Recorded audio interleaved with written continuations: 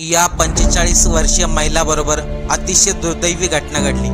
संपूर्ण कुटुंब देवदर्शनासाठी गेले, सर्व काही व्यवस्थितरित्या पार पाडले, परंतु त्या दरम्यान असं काही घडलं ज्याचा कोणी विचारही केला नव्हता। नेमकं काय घडलं हे पाहण्या अगोदर चॅनलवरती नवीन असेल तर सबस्क्राईब आणि फॉलो नक्की करा। जयश्री संदीप नेरकर, वय वर्ष 45 असं या महिलेचे नाव।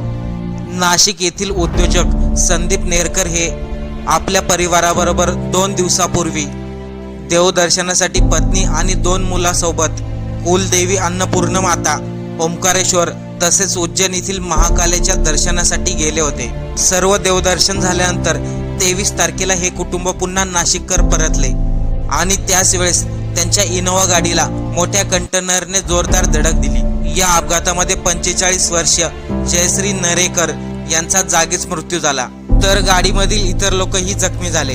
गाडीतील एअर